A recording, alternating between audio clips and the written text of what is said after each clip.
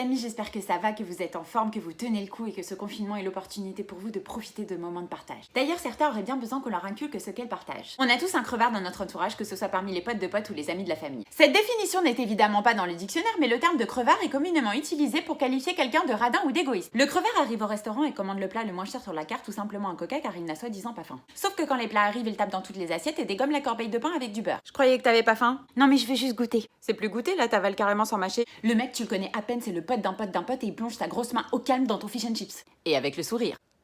Alors déjà, en plus de ne pas avoir d'éducation, le mec est dégueulasse parce qu'il sait pas laver les mains quand il est arrivé au resto. Et ensuite... On se connaît!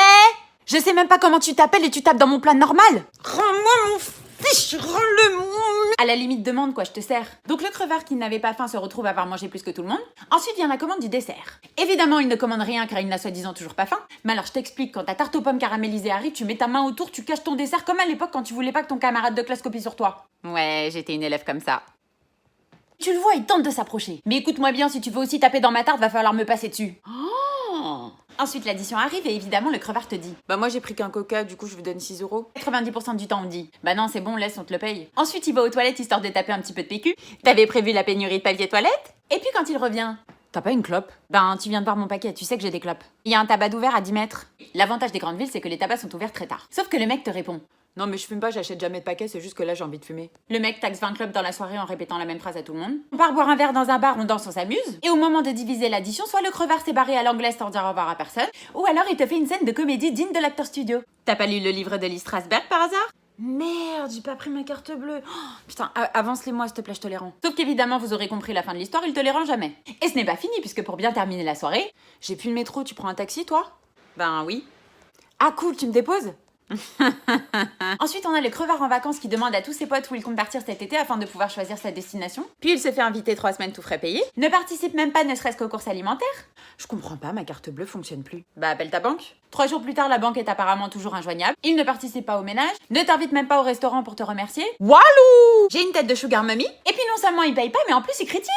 Franchement, si j'étais vous, j'aurais pris une maison avec une plus grande piscine. Waouh! Le crevard ne t'offre jamais de cadeau à ton anniversaire, mais en attend toujours un de ta part. Non, moi je mets pas d'argent dans la cagnotte, j'ai acheté un cadeau séparé. Sauf que le cadeau d'anniversaire t'envoie jamais la couleur parce qu'il s'arrange toujours pour être indisponible le jour de ta fête. Après, t'as le crevard amoureux qui t'invite en week-end à Rome en te vendant un week-end romantique de folie. Toi, t'es sur ton petit nuage, sauf que le jour du départ, il te demande de régler l'addition de l'hôtel parce qu'il n'a plus assez d'espèces. Ah, t'as vraiment cru qu'il allait t'inviter, hein? Évidemment, encore une fois, il ne te rembourse jamais, ne serait-ce que la moitié. Bah, elle est naïve! À ton anniversaire, il t'offre une PS4. Mais chérie, j'aime pas les jeux vidéo. Ah bon? Ben ouais. Oh merde, bon t'inquiète pas chérie, je ferai mieux l'année prochaine. Donc non seulement il s'est offert son objet de prédilection grâce à ton anniversaire, mais en plus tu te retrouves avec un mec accroché à sa PS4 tous les jours jusqu'à 4h du matin. Chérie, on dîne? Chérie? Hein? Quoi? Non, j'ai pas soif. Il ou elle t'emprunte tes fringues et tes chaussures pour une durée indéterminée, à tel point que tu les demandes même plus. Il t'emprunte ta bagnole et se plaint du fait que t'as même pas fait le plein. Ensuite, le crevard t'emprunte des bouquins et te les rend jamais. Tu prêtes tous tes livres et alors que ta bibliothèque se vide chez lui, c'est la BNF. Bibliothèque nationale de France. Alors petit conseil, quand t'as un pote crevard qui t'emprunte des livres, arrache la dernière page, comme ça il sera toujours obligé de revenir pour savoir la fin de l'histoire. Voilà, voilà!